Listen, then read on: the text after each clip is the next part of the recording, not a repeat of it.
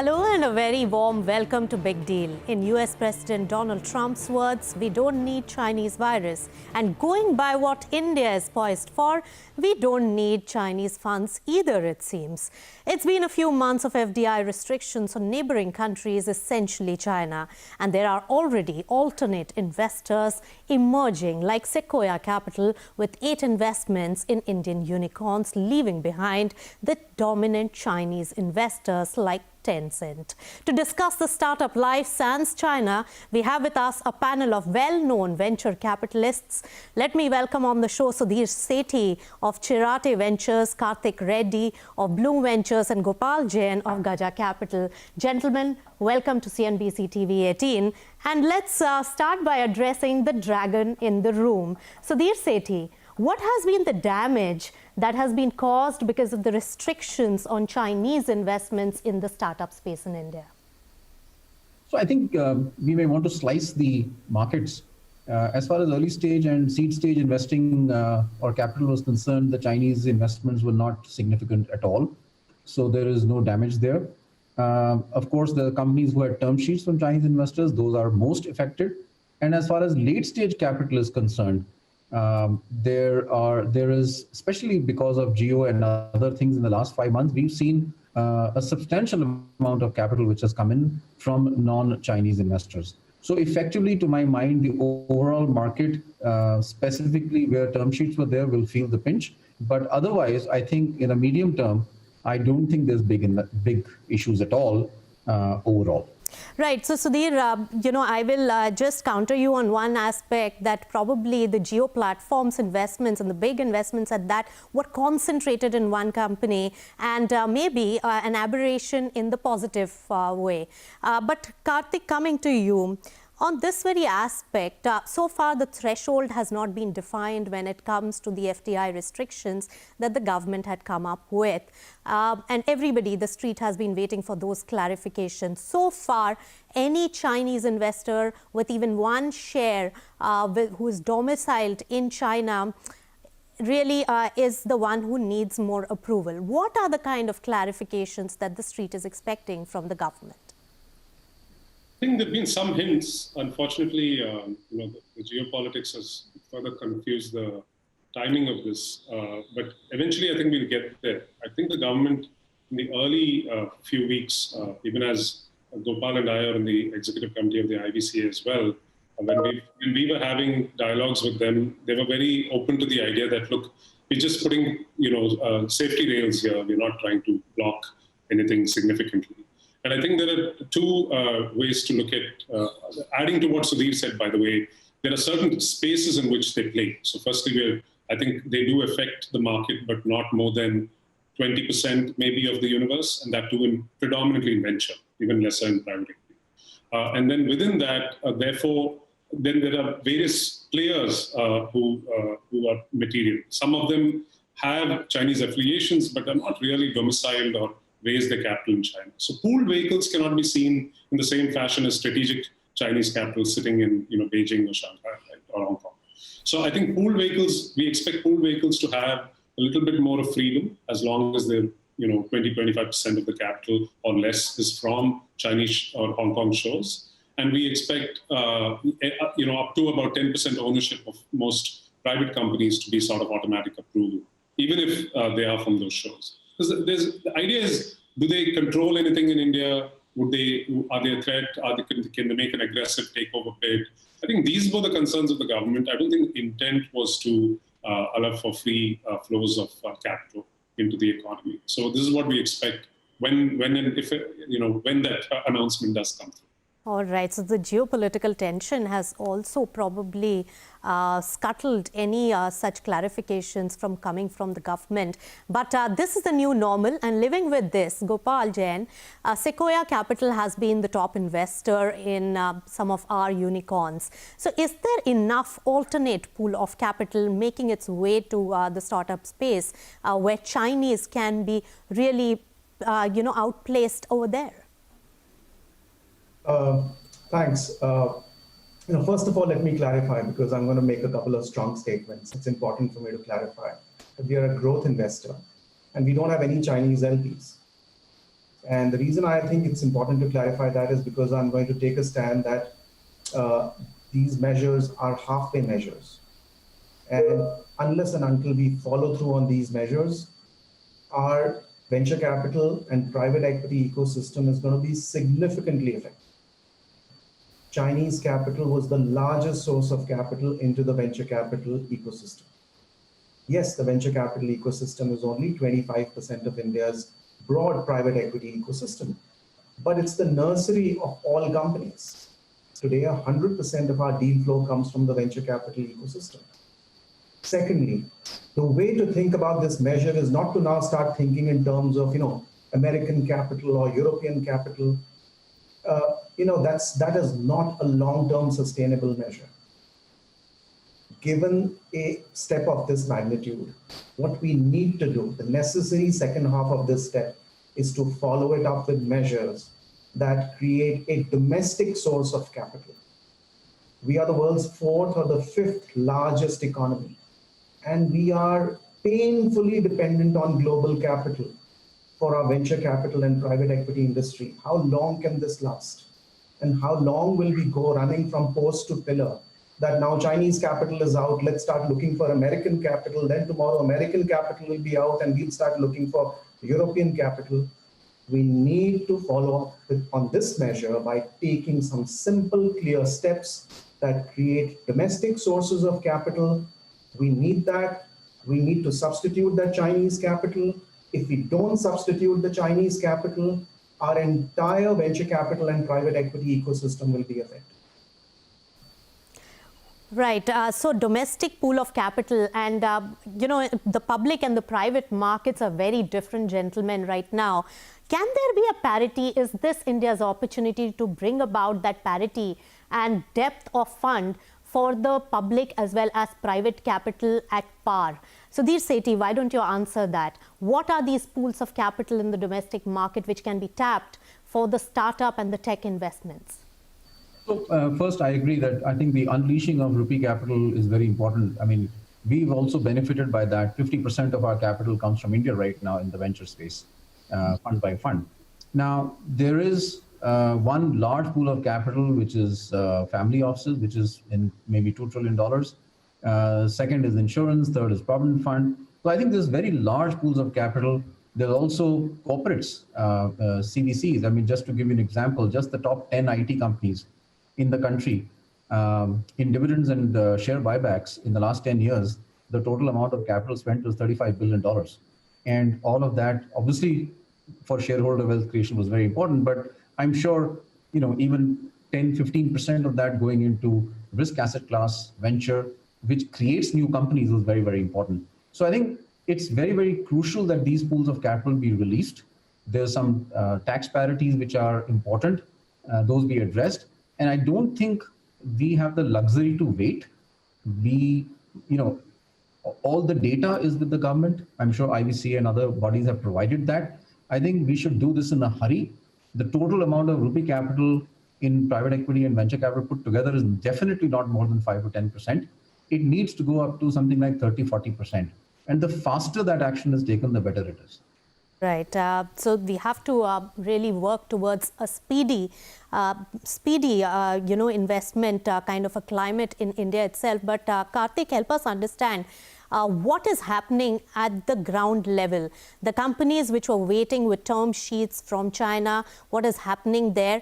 And are now companies really looking out for more avenues of funds, and are they getting it? What's really happening on the fundraising transactions bit?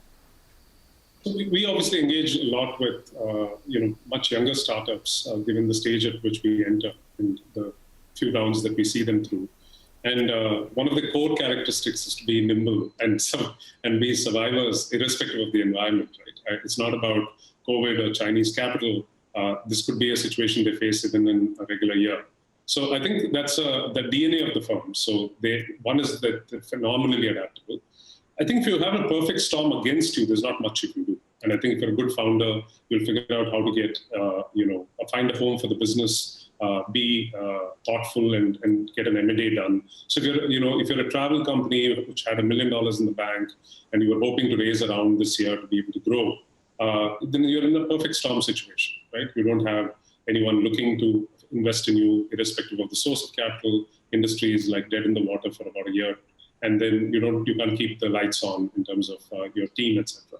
So I'm just taking that extreme example, but the ones who did have Chinese term sheets or do already have Chinese investors on the cap table, both would be approximately in the same boat, because essentially then you're dependent on your existing investors sort of rescuing you and propping you up at this point in time, or you are hoping that, I was just a month or two away from capital coming from the eastern side of the country, and suddenly with those roadblocks, you have to adapt rapidly. And I think, you saw the Zomato rumored announcement that they're potentially getting money from Temasek. You saw, more capital coming into Dream11. So I think people, everyone from the unicorns to the early stage companies will adapt. There's far more to lose in the unicorns, so they will get protected by the cap table collectively as quickly as possible. And the younger companies, some might suffer, but if you hadn't started raising, then I don't think it's an excuse, because you're going into a market with conditions known, right? And it is not a year where Chinese or American, you could just sit here and hope that they would all come in. There are no flights coming in, right? You're restrained, constricted, or by your domestic market, or managers sitting inside your domestic market, even if they're managing overseas capital. And I think that should be the bulk of source of capital, along with your existing cap tables, to make this 15 to 18 months work. And then, if you're playing into tailwinds, I think by mid-2021, you'll be a very well sought after company. So that's the general rule of thumb, and that's the advice we've been giving most of our companies. All right, so we have a long road ahead, but Gopal Jain, I mean, what is the fate of the companies which have huge investments from these Chinese investors? Like very recently, Dream11 had to emphatically clarify that Tencent is a very small minority shareholder. Is that going to be the fate for many such companies? And what happens to the ones which are hugely, has seen huge investments from these Chinese investors? The real question is not these 30-odd unicorns. The real question is who's going to create the next 100 unicorns. So Marta kya nahi karta? The existing unicorns will find a way out, right? But 18 out of the 30 unicorns that we have so far in this country have Chinese capital behind them. So who's going to create the next 50 unicorns? Which brings me back to the point that, do you know that if we are the only major economy that imports 90% of its capital in private markets, we are the only major economy. And going back to your earlier point, you said private versus public. I started investing in India 30 years ago in public markets. Until 10 years ago, Indian public markets were almost entirely dependent on foreign capital. Today, Indian public markets are substantially independent of foreign capital. And I would say domestic investors drive Indian public markets. There is no shortage of savings in India. There is no shortage of capital in India. What we are missing in India is a simple ecosystem of domestic fund of funds. This is where the government needs to take a step forward. It needs to seed 10 domestic fund of funds. It needs to create a domestic ecosystem where domestic savings can be channeled into private markets, because the issue here is not the current lot of 30 or 50 companies. The real question is, what about the next 300 or 500 companies? India's digital ecosystem, the way it's growing, its needs are going to be 5x of the capital it has consumed in the last 5 years. But the next 5 years will require 5x that capital. All right, so fund infusion has to be large, and the government measures will have to be supportive of the startup space. So this was about the Chinese bit, but we will understand more from the venture capitalists about what's really happening on the ground and which are the new investment destinations right after this short breather on Big Deal. Stay tuned.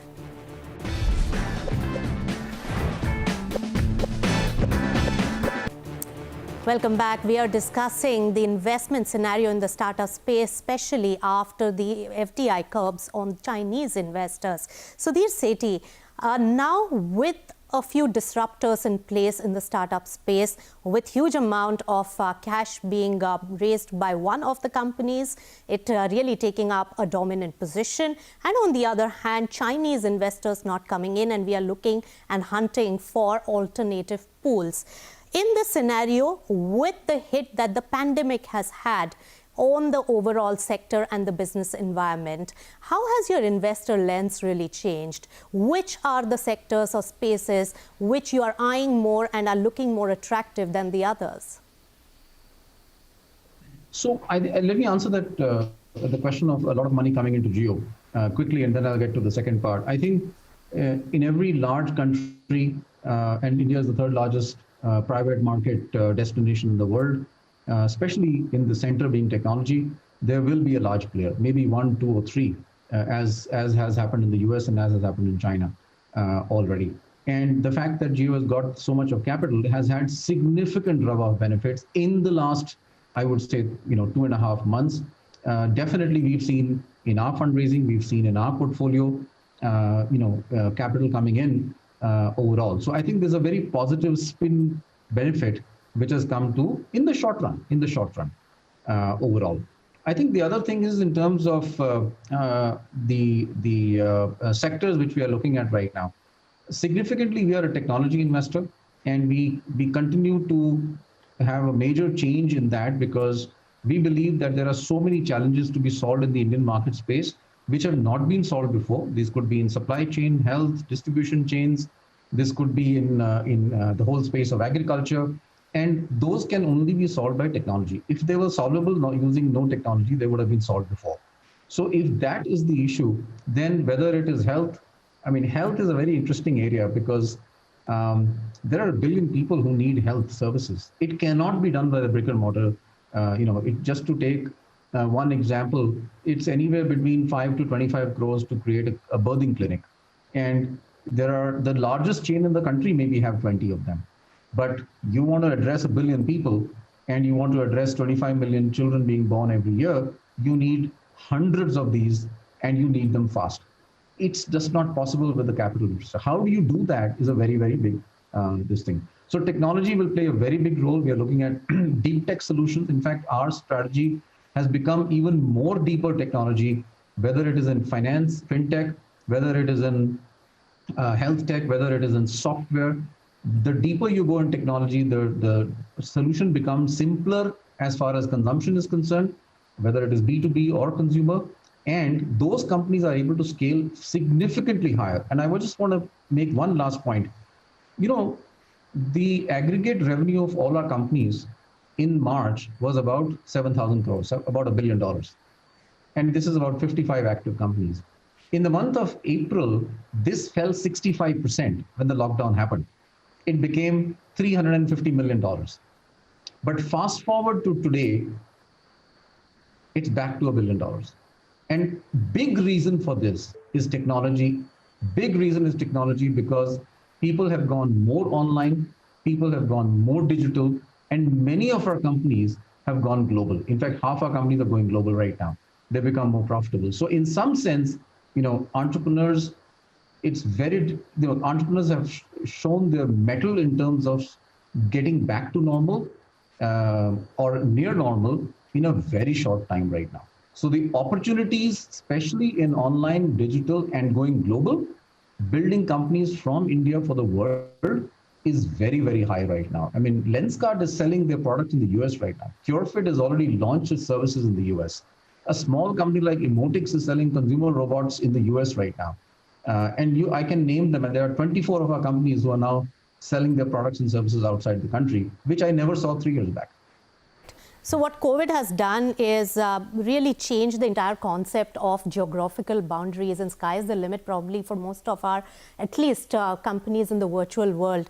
But Karthik Reddy, what is your headwind and tailwind analysis now, and how has it changed with the change in times? The headwinds are obviously, things which are discretionary income oriented, right? People will take a pause and focus on